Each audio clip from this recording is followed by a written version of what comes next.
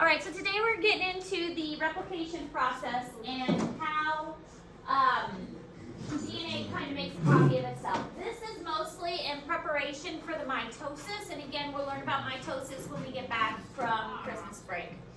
So, when the cell is getting ready to divide, it needs to make a copy of its DNA first.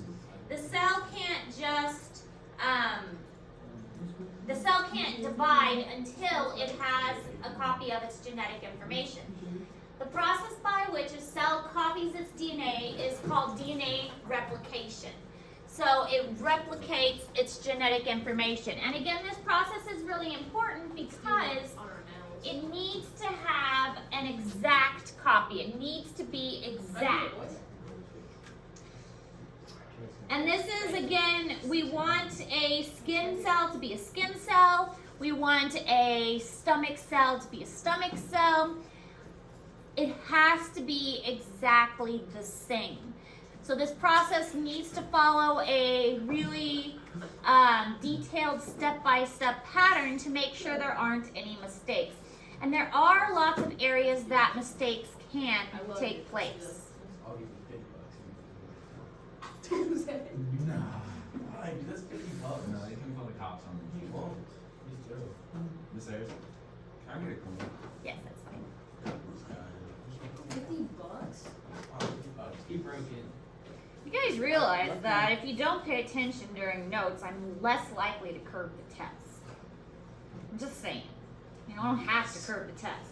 And I'm more willing to curve the test if you are more willing to put in the effort. Yeah. Tracy Miles. He writes that. I do my notes. I mean, if you're talking and stuff while I'm trying to teach, God is willing to help you out. Hey. Is that even a Chromebook charger? Throwing it out there. No. My Chromebook, I've never seen it this low. And I don't have to curve everybody's test. You know, people who are working and trying, curve their tests. I let someone use my charger and then I never got it. Because that's totally up to me. Okay, where's my charger? I let you use it and I Yes, I'll get back to you. no, my Chromebook charger like 2 weeks ago. It was plugged into the wall last time I saw it. That one was me. Now you can elaborate That and one's tell me. mine. One is Well, we got a proof. My bad. Not me. That was my phone. She's actually certain people. The charger in your backpack? If it's not mine. I mean, because like the grades you do on your assignment, that's on you. But extra points I decide to give, that's on me. That's my decision. Hey. My charger? Why? Guys, you should have just made a new note page instead of just keep scrolling down. What page are you on? 15? That's what we're on. We're to 16. That's for all of us. Yep. There's different sections. 15.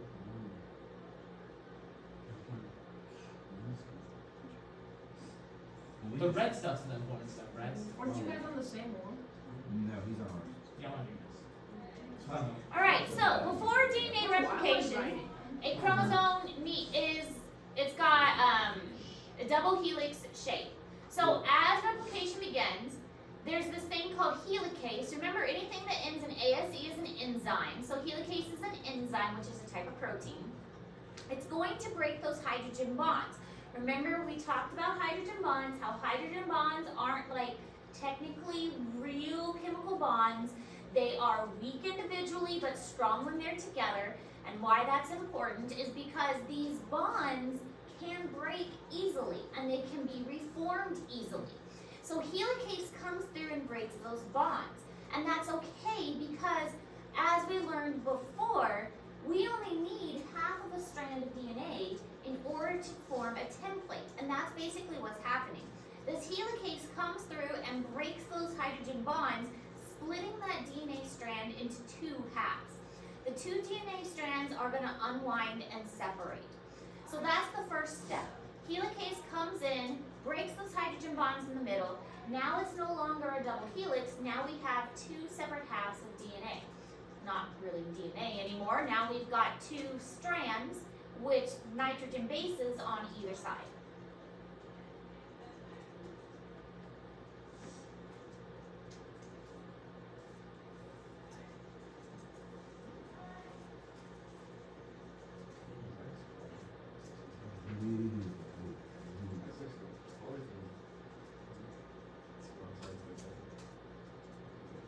The E. Not yet. No. You know, yes. Let me see. Who is it? Who is power? Who is it, Chris? Renee.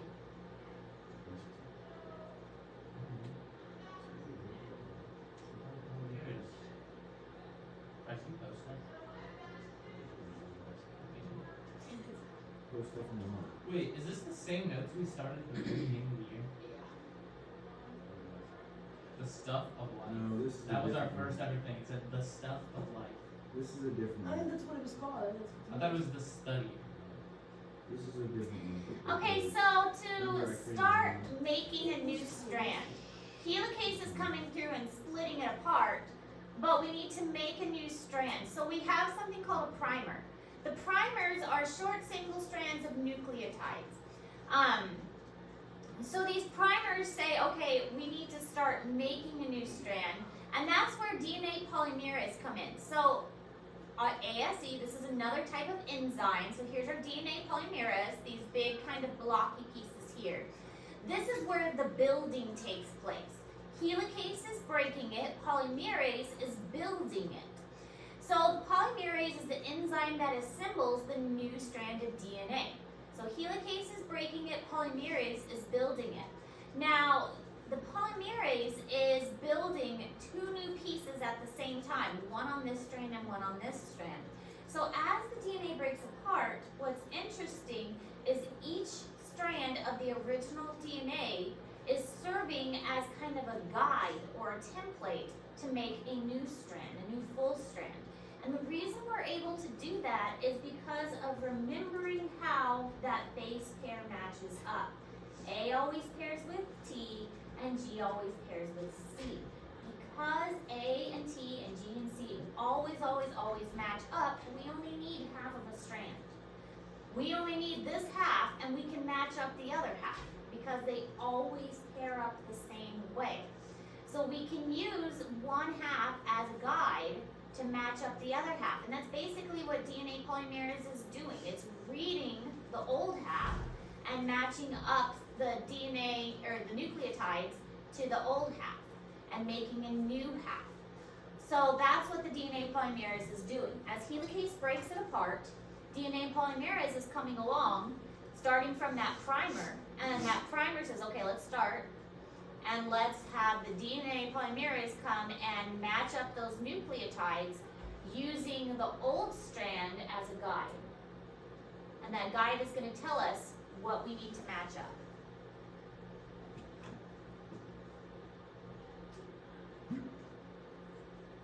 The other thing, which we'll talk about in a moment, is pay attention to which way the polymerase goes. One is going this direction, the other is going this direction. We'll talk about that more in a moment. Can you alter your DNA? Me think. It can be altered. It does get altered randomly by mutations. How can we alter ourselves? Genetically modified organisms, GMOs. How do we find GMOs? We make GMOs. You make GMOs. Genetically modified organisms. You see it in food products a lot. Non-GMOs. If you buy Don't you something want that is, non-GMOs? Yeah. lots of people want non-GMOs. Many foods are genetically modified now. Think of a watermelon, for instance. Why in the world would a plant grow a big old watermelon that doesn't have any seeds? It wouldn't.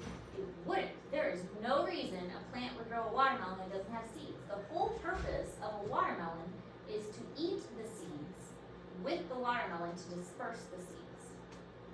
So that you poop out the seeds somewhere else to disperse the seeds somewhere else. There is no reason a plant would spend all that energy to grow watermelon that doesn't have seeds. Hey. We have genetically altered or artificially selected for watermelons to not have seeds because we don't want to eat the seeds. So if we ate GMOs, we could mutate ourselves. We have genetically altered many foods because it is more convenient to us, or because it produces more food, or we have genetically modified cows to produce more milk, or chickens to have more meat, or corn to grow more heads of corn, or corn that doesn't need as much water, things like that. Because you know that they make chickens, they make their breasts get so big so fast that eventually they can't move. They just fall on their back. They die. That's what my meat chickens are. So they just die. I can feed out of meat chickens where it literally can't walk. But Cut 'em off. But some people think that That's what McDonald's does. GMOs, by modifying the genetics of the animals, it's not as healthy. And we have messed up the genetics to a point that we don't know the impact. And that's true, because there is so much that we haven't explored with this yet. We don't know what kind of results we might see in the future, because it's all so new. So it might have unintended consequences that we haven't seen yet. So that's why there's a big push for organic and non-GMOs. How can we alter our height genetics? Our height genetics, Make us like 7 foot. there is a lot of controversy around altering human, it's called the genome, the human genome, because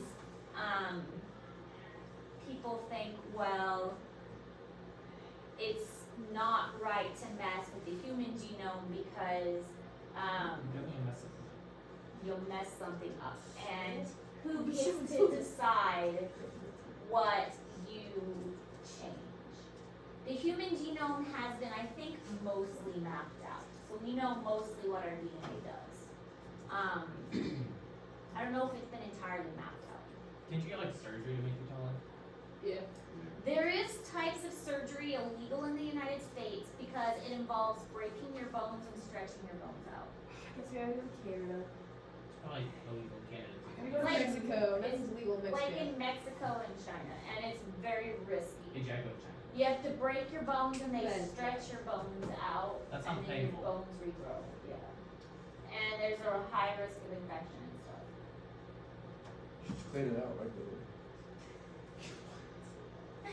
Not safe. Not safe. Is having green eyes, is that a mutation? Stop asking dumb I heard it- Not questions. necessarily a mutation, more of a recessive trait. Hey! And we'll get into genetics more, but it's more of a recessive trait, and not as common. What if, yeah, Alright, they're stop like asking dumb blue questions. Don't weirdos have brown and blue eyes? Weird. I'm calling the teacher weird right now. Brown eyes. We have green eyes. I have blue eyes. Mine's just blue eyes.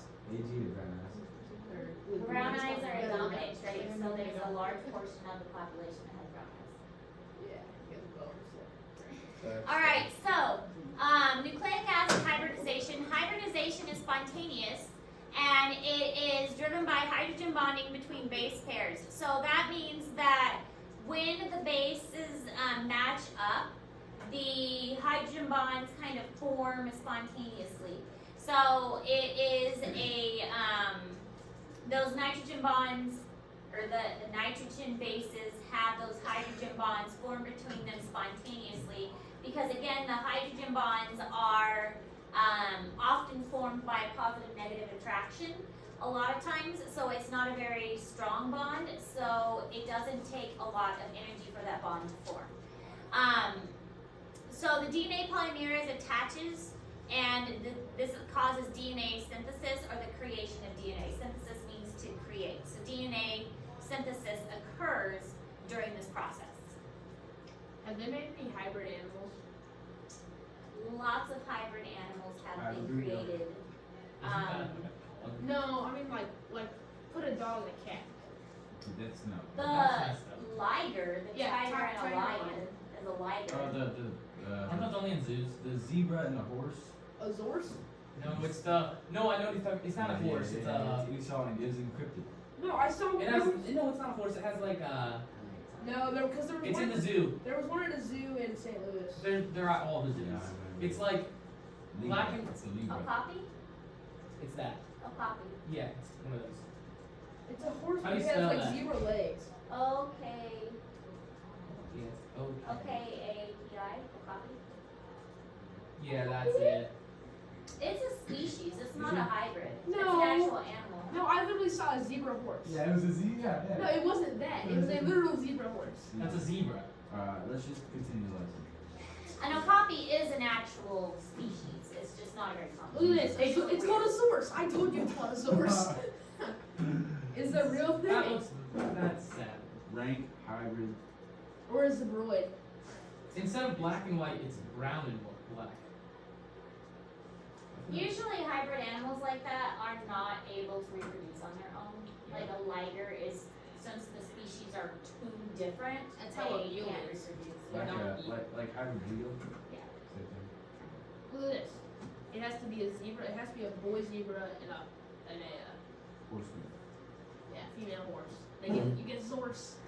I knew that. I saw it. I knew that. Alright, so, when you have the helicase come through, the DNA polymerase, the last thing is the enzyme DNA ligase, again, ASE for an enzyme. It's going to come through and kind of finish zipping it together, so think of like a zipper. This is the unzipping, and then the ligase is coming through and zipping it up. It's going to seal up any gaps so the new DNA strands are continuous. So even though the hydrogen bonds are going to kind of naturally form, the ligase is just going to come through and make sure everything is sealed up continuously. So the replication process is really kind of straightforward and kind of easy for the most part. There's something called a leading strand and a lagging strand though. On the lagging strand, it's a little bit more confusing. On the leading strand, it's very smooth and very continuous and very straightforward. On the lagging strand, we'll talk about that in a moment. It's a little more confusing because it has to be done in chunks. The leading strand is a very nice, smooth, continuous process. The lagging strand is done in chunks because that's a little bit more complicated. Look at this. It's called a dolphin. It's a killer whale dolphin. You take notes. I did. I He had. did get all of them. It's a killer whale dolphin. Miles, why did you That's pretty capitalize sweet. D in and then you didn't capitalize There's- A? How come a dolphin can reproduce? It says they can reproduce. They might Let me see be it. close enough genetically. It's a dolphin. It just looks like a dolphin. It's a killer whale dolphin. Did you just search it? No, I looked up animal hybrids and dolphin was like, it says the dolphin's the rarest. Walrus plus hippo. What's a false killer whale? What's a zedonk? Oh, a zebra donkey. No, that's what I saw. It was a zedonk, not a horse. I mean, a horse. It was a zedonk.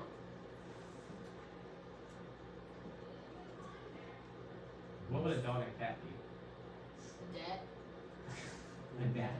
Look up a dat. Doesn't be called a call. Dog and cat are farther They're way apart. too different. Yeah. Yeah, they're Dog pretty and different. cat. Is a fox a cat or a dog? It's on the Dog. it's a dog. Oh my god, and look, it's a dog and cat hybrid. Nuh-uh. Oh my Oh god, that my is. god. That is That's weird. bad. That's bad. Look at that. Nah. Alright, so both of the strands of the parent molecule are copied at the same time.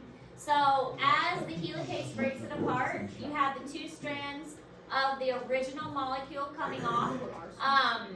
This is called semi-conservative replication.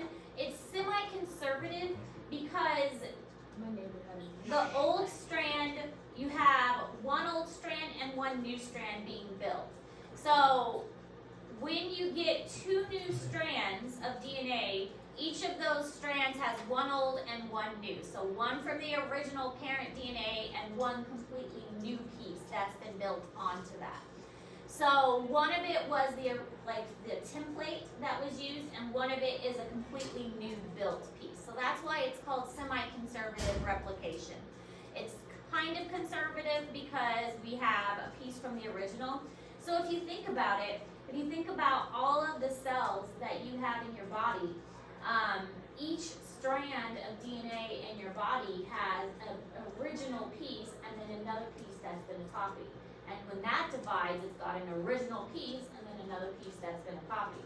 And then that divides an original piece and another piece that's been copied. So every time your cell divides, there's always an original piece left over. That's also one of the theories behind why your cells age, is because eventually the DNA just gets tired of dividing because it's divided so many times.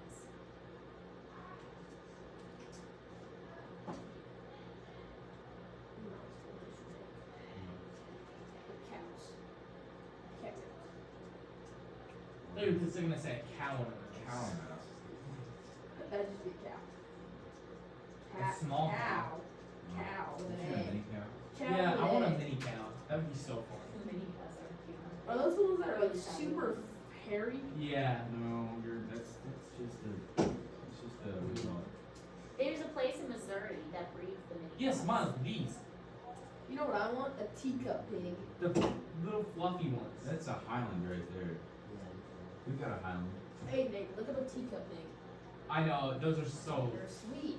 I would Look have up teacups. The goats. problem with the little pigs though is that you can't guarantee that you're getting one. So like people will say, oh, this is a tiny pig, and then You you get buy scammed. one, and yeah, you get Well, scammed. then I just have a full-grown pig. So either way, it's a little You pig. should just go to Clinton Cows. They have a bunch. Dude, I wish we're trying to convince my mom to let us have a turkey.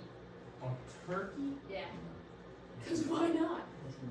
AJ, Yeah, it's gonna why age. is it? Okay, so during hybridization, you have the DNA from the original piece, and then you have the primer. So then they join together, and it kind of gives the starting point, saying, okay, we're going to start here, and this is where we need to start the replication process. And you can see that we have our helicase going through our original strand and cutting the piece down the center. Here's our primer, and here's our DNA polymerase building the nucleotide as with the nucleotide pieces. Here's the ligase coming back through, zipping it up behind the DNA polymerase. So the ligase comes behind it, zipping it up and sealing all the pieces. So here's our other DNA polymerase also coming through, making sure that it's getting built. So our original piece and then our new piece. So again, that's why it's semi-conservative, because we have our original piece and we have our new piece that's being built. So also looking at it again, we have our original piece and then the original piece and our new piece. And the reason that we can use this as a template is because we have the G that's going to match with a C. So if we look here, C, it's going to match with G, C and G, C and G. And then we have A and T and A, T and A. So we only need 1/2 because we can always match up with the base pairs. This is in Google Classroom, but it gives an excellent example. Now, something I want to make sure to point out. The reason that things go a little bit differently is because we can only go from the 5' to the 3' direction. This will probably be a question on your test. DNA can only replicate from the 5' to the 3' direction. That's because one DNA strand on one side is going one way and the other is kind of flipped over. So they're kind of, one's going one direction and the other's going the other direction. And they're kind of going different directions. One of them's like upside down. So one of them copies this way and the other one copies this way. So one of them has to kind of copy in chunks, and that's called the lagging strand. And we'll watch a video in the moment that kind of describes it. One of them can go smoothly and make copies smoothly during replication. The other one has to do it in chunks, and that's the lagging strand. So this one can do it really smoothly, that's the leading strand. The other one does it in chunks, and that's the lagging strand. And the reason is it can only go from the 5' to the 3' direction. So 5' would be over here, and it's going from 5' to 3'. But in this case, the 5' over here and the 3' over here, so it has to do it in chunks because it has to wait for this to get broken. And once that gets broken, it can make a little copy. And then once that gets broken, it can make a little copy because it can only go from 5' to 3'. And this is just kind of showing it in pieces. And this is also in Google Classroom. So this would be a good study slide along with this one. This is also a good study slide. And all of this is in Google Classroom for you. So these would be really good study slides. And this one again. DNA synthesis can only occur in the 5' to 3' direction. So that will be a question on your next test.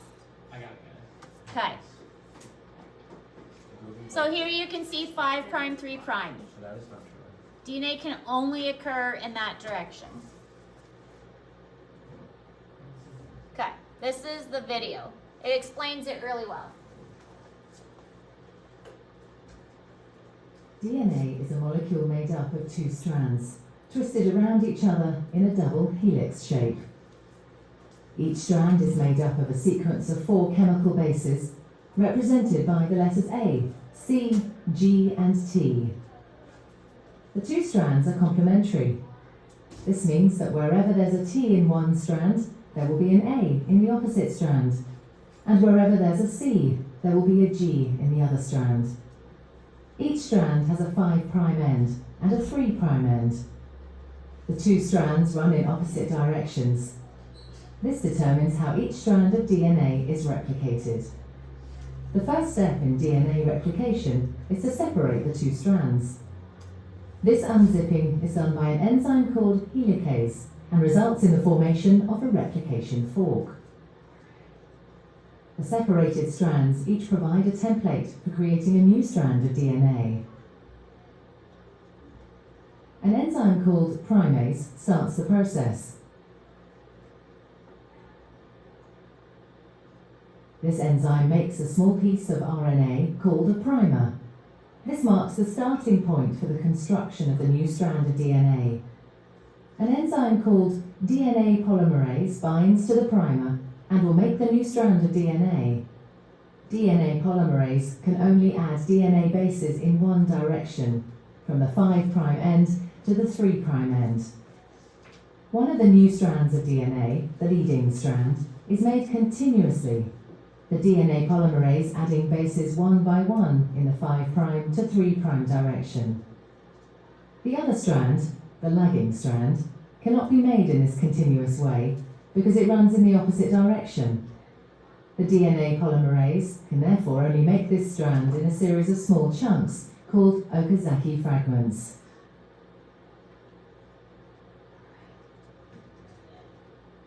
Each fragment is started with an RNA primer. DNA polymerase then adds a short row of DNA bases in the 5' to 3' direction.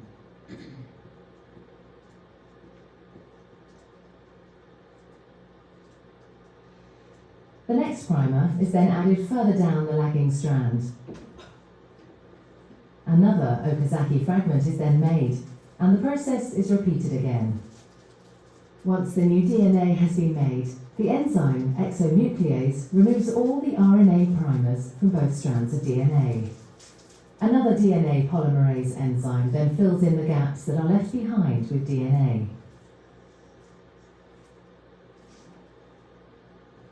Finally, the enzyme DNA ligase seals up the fragments of DNA in both strands to form a continuous double strand. DNA replication is described as semi-conservative because each DNA molecule is made up of one old, conserved strand of DNA and one new one. So you can see that there are lots of places for errors to take place, especially on the lagging strand. So it's really quite remarkable that we don't have more mutations than we do, and that the cell is able to catch many of the mutations before they actually cause trouble, and it can catch the mistakes and repair the mistakes before they cause issues in our bodies. Especially with that lagging strand, how many steps are involved in that. One mistake could cause a mutation to happen, but thankfully our body has mechanisms in place to catch those mistakes before mutations actually happen. All right, so 5' to 3' is the direction that the synthesis has to take place. And one new strand of DNA is constructed in a single piece, which is the leading strand, and the other one is called the lagging strand, and it has to be done in chunks, and those chunks are called Okazaki fragments. Do you have a question? Can I go to the question? Yes. You guys can. Hey. Gotta use your brain, man. I'm writing my Lag. notes. Oh. Lag what? Hey.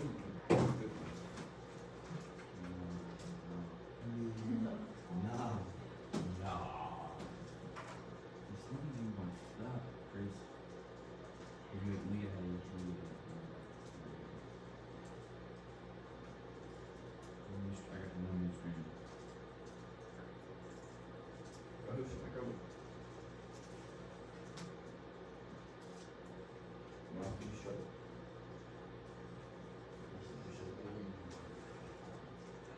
Hey, you did.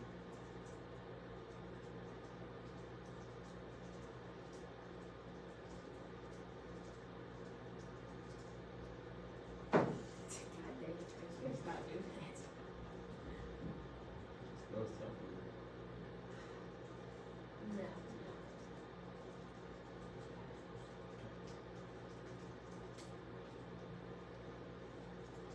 Someone signed even though it's not Leading string.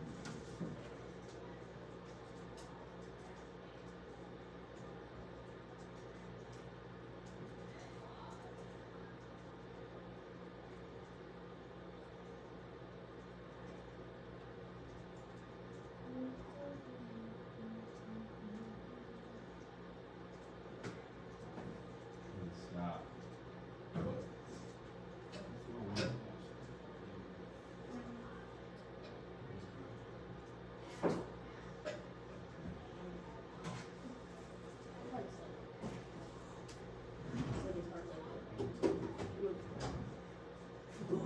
I already did that to my house once. You lost run. It was on pace. I'm lucky you didn't destroy it. You know it was over there. You don't have the cap. Yeah, Miles tried a little bit. You're right in the nose. You'd been rough to watch the whole thing.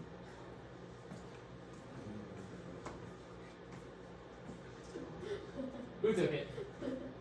I'm gonna guess it was Miles, because AG's laughing. And Miles I was is laughing covering his something face. totally different. We were laughing at the hole when I punched Miles there. Okay, I'm just not gonna. And then I was laughing because he said, yeah, of course the boyfriend was there to watch it. He was laughing.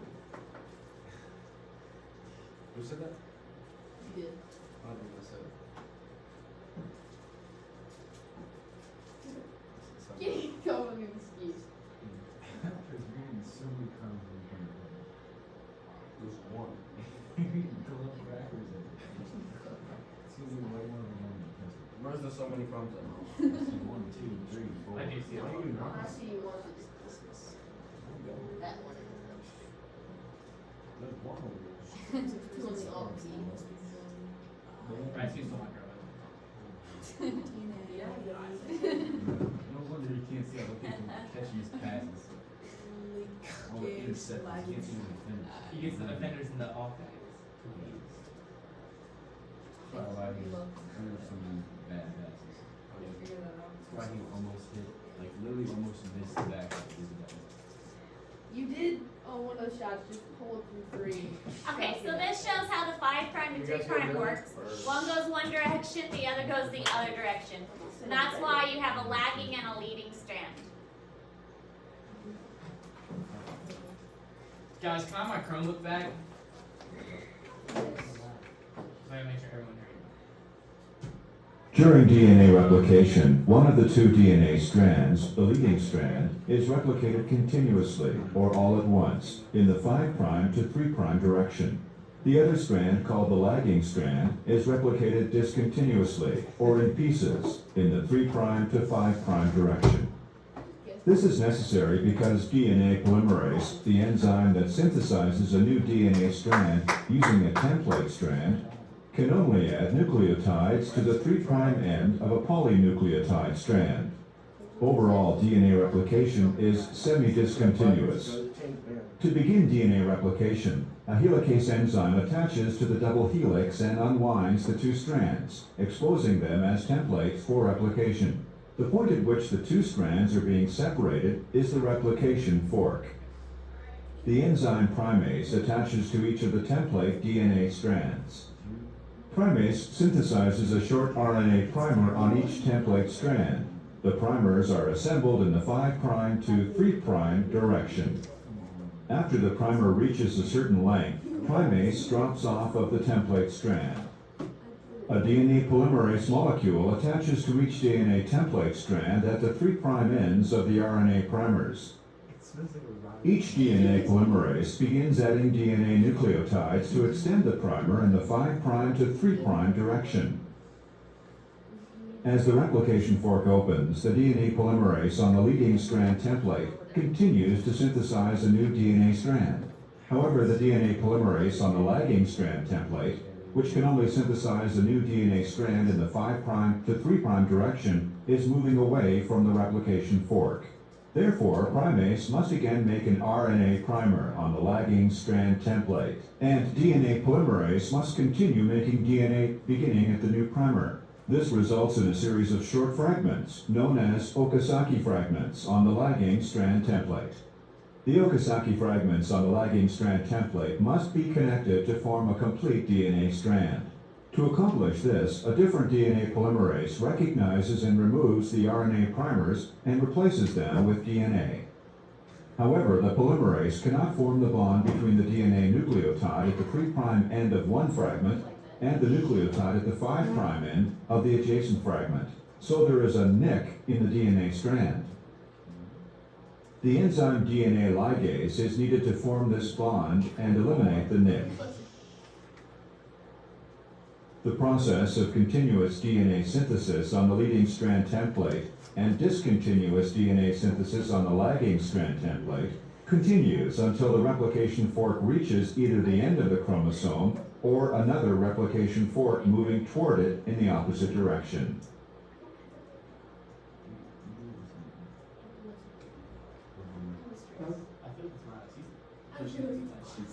Alright, so that's all the material for today for notes. You do have a new assignment. It's called the Replication Practice in Google Classroom, not due until next Friday. Questions? Nope. Just a reminder about the extra credit, due next Friday as well. Can I,